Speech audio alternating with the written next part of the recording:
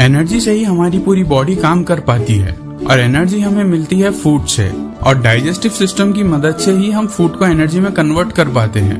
हम तो सिर्फ खाना खाते हैं और वॉशरूम जाकर वेस्ट को बॉडी से बाहर निकाल देते हैं, लेकिन खाने से लेकर वॉशरूम जाने तक हमारा डाइजेस्टिव सिस्टम बहुत ही ज्यादा मेहनत करता है। और इस वीडियो में हम यही देखेंगे कि डाइजेस्टिव सिस्टम काम कैसे करता है। डाइजेशन तो खाना खाने से पहले ही शुरू हो जाता है। जब हम खाने के बारे में सोचते हैं तभी हमारे मुंह में पानी आ जाता है। वो पानी नहीं होता है, उसे सलाइवा कहते हैं। जब हम खाना चबाते हैं तब दांत की मदद से हम फूड को छोटे छोटे पीसेस में ब्रेक कर देते हैं और साथ ही फूड और सलाइवा मिक्स हो जाते हैं। हमारे मुंह के अंदर सलाइवरी ग्लैंड्स होते हैं जो सलाइवा बनाते हैं और रिलीज भी करते हैं। सलाइवा में कुछ एंजाइम्स होते हैं जो कार्बोहाइड्रेट्स और फैट्स का डाइजेशन मुंह के अंदर ही शुरू कर देते हैं, और सलाइवा की मदद से खाना सॉफ्ट और स्मूथ हो जाता है, जिससे कि फूड पेट में आराम से जा पाता है।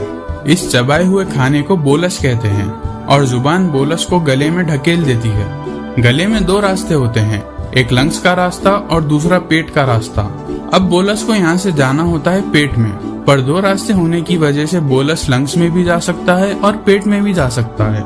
अगर बोलस लंग्स में चला जाता है तो दिक्कत हो सकती है, और यही काम आता है एपिग्लॉटिस।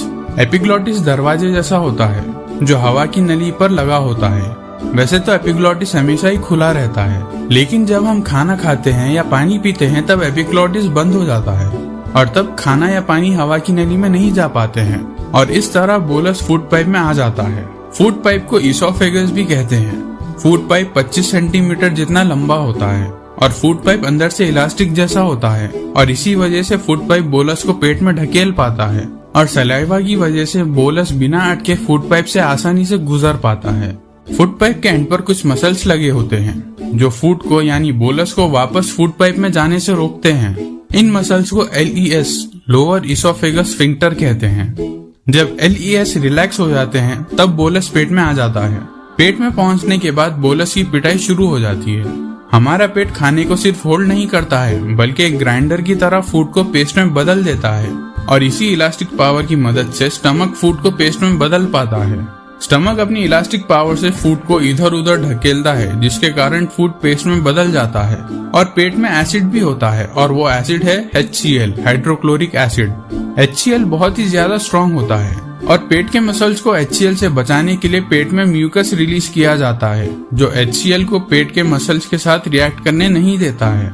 HCl का काम होता है फूड को डाइजेशन के लायक बनाना, और दूसरा काम होता है डाइजेस्टिव एंजाइम्स बनाना। HCl के कारण पेप्सिन एंजाइम बन पाता है जो प्रोटीन्स को अमीनो एसिड्स में बदल देता है, और फूड में जितने भी बैक्टीरिया होते हैं सभी पेप्सिन की वजह से मर जाते हैं। और भी दूसरे एंजाइम्स रिलीज होते हैं जो फैट्स को और कार्बोहाइड्रेट्स को डाइजेस्ट करने लायक बनाते हैं। तो पेट में फूड 6 से 8 घंटे के लिए रहता है, और इन 6 से 8 घंटे में फूड लिक्विड में बदल जाता है। इस लिक्विड को काइम कहते हैं। तो काइम 6 से 8 घंटे बाद चला जाता है स्मॉल इंटेस्टाइन में, पर स्मॉल इंटेस्टाइन में जाते समय काइम बाइल जूस और पैनक्रियाटिक जूस के साथ मिक्स होता है। बाइल जूस बनता है लीवर में और स्टोर होता है गॉल ब्लैडर में, और बाइल जूस फैट्स को ब्रेक करता है। बाइल जूस कलर में ग्रीन होता है, जिसके कारण काइम का कलर भी ग्रीन हो जाता है।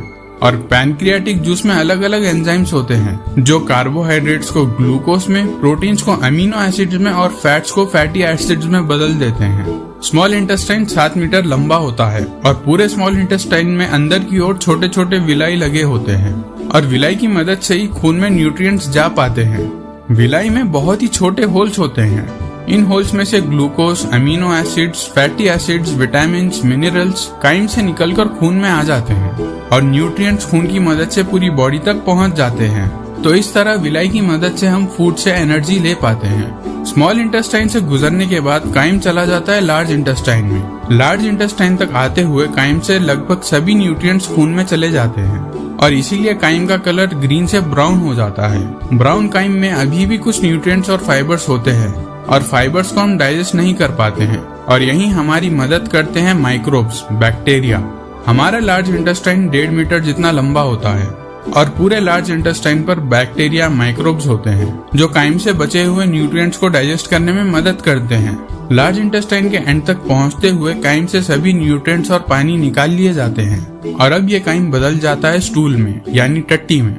और लार्ज इंटेस्टाइन में ही स्टूल पर, टट्टी पर म्यूकस रिलीज किया जाता है ताकि टट्टी आसानी से बाहर निकल पाए।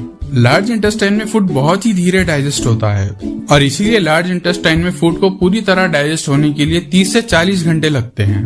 30 से 40 घंटे बाद स्टूल चला जाता है रेक्टम में, जो कि स्टूल को, टट्टी को स्टोर करता है, और जब रेक्टम भर जाता है तब हम वॉशरूम जाकर उसे खाली कर देते हैं। तो इस तरह फूड डाइजेस्ट होकर बाहर निकल जाता है।